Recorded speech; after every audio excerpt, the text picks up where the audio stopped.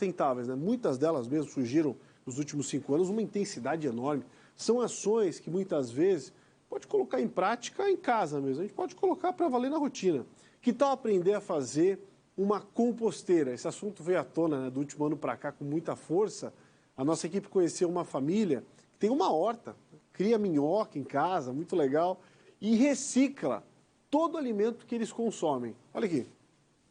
A Maria de Lourdes começou agora a comer frutas, verduras e legumes. Antes mesmo de completar 1 ano de vida, ela já dá exemplos de sustentabilidade.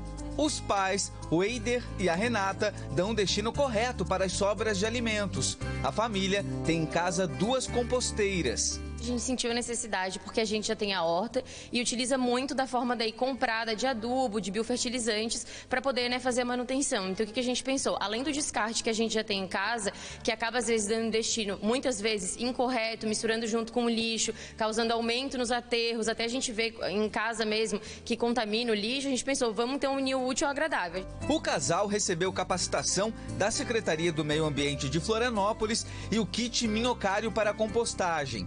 Nos próximos dias, a Renata já vai usar o biofertilizante na própria horta de casa. Leva alguns dias, né, para decomposição, para produção do biofertilizante. Então a gente não conseguiu colher ainda os frutos, mas é uma coisa que a gente colhe a longo prazo. A gente precisa, né, esperar, aguardar o tempo da natureza, mas é então um destino correto que a gente está dando e que a gente reutiliza. Então a nossa ideia realmente é utilizar na horta o biofertilizante e o adubo.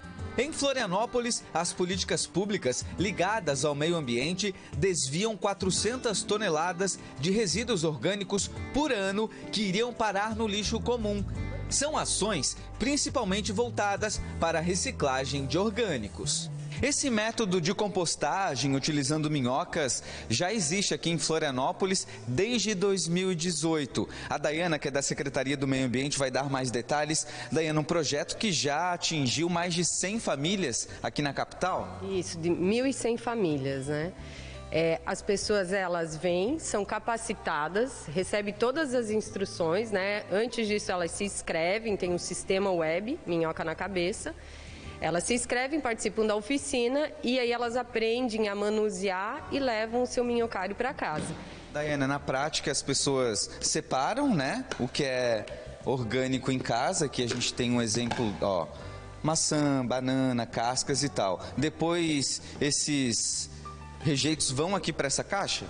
Isso, então elas separam e elas alimentam 3, 4 vezes por semana, né? Elas deixam nessa lixeirinha bem fechadinha, depois elas trazem para as minhocas, né? Que são restos de frutas basicamente, né? Cascas, enfim. Aí elas colocam, tem todo um sisteminha, né? Tudo acontece aqui dentro, né? Embaixo aqui tem as minhoquinhas, colocamos um pouco de composto para iniciar a minhoca e vamos alimentando, sempre colocando a matéria orgânica, uma matéria seca, matéria orgânica, né, um pouquinho de matéria seca para também não deixar muito úmido e compactar e sempre a palha em cima para garantir que, né, que não tenha cheiro, não atraia vetores, né? Uma família de até 4 pessoas recupera em torno de 30 quilos por mês de resíduos orgânicos com esse tipo de atitude. E exemplos são muitos, inclusive para quem está pensando em ter sua própria composteira em casa. O Roberto, que é educador ambiental, vai mostrar para a gente, Roberto, esses outros métodos de compostagem que existe aqui no Jardim Botânico de Florianópolis. E aqui a gente tem pelo menos 3 modelos, Roberto. Isso, exato. Aqui é o método UFSC de compostagem. Qual a vantagem desse método? Eu não preciso ficar revolvendo, né? A própria ventilação que vai pela lateral auxilia, né? Nessa convecção que a gente chama, o ar quente sobe pela camada superior e o ar frio adentra pelas laterais. Qual a vantagem do método UFSC? Como eu falei, justamente não precisar revolver e também ele suporta grandes quantidades de resíduo orgânico. Né? Iniciativas que merecem sim ser copiadas. Na família da Renata, uma mudança de hábito com um olhar mais preocupado com o futuro da pequena Maria. A gente tem sempre que pensar em deixar um mundo melhor para as próximas gerações. Então, assim, cada um fazendo a sua parte, de pouquinho em pouquinho a gente consegue melhorar. Então, o lixo que eu consigo fazer pode ser pouca coisa, mas no final vai ser muito que eu estou evitando mandar para um aterro, para causar chorume, contaminação do solo, essas coisas. Então, a gente está ensinando desde pequenininha para ela que a gente pode fazer esse reaproveitamento e na nossa concepção é muito importante que ela participe desde pequena para ela aprender isso. Bela iniciativa, né? Vamos de informação.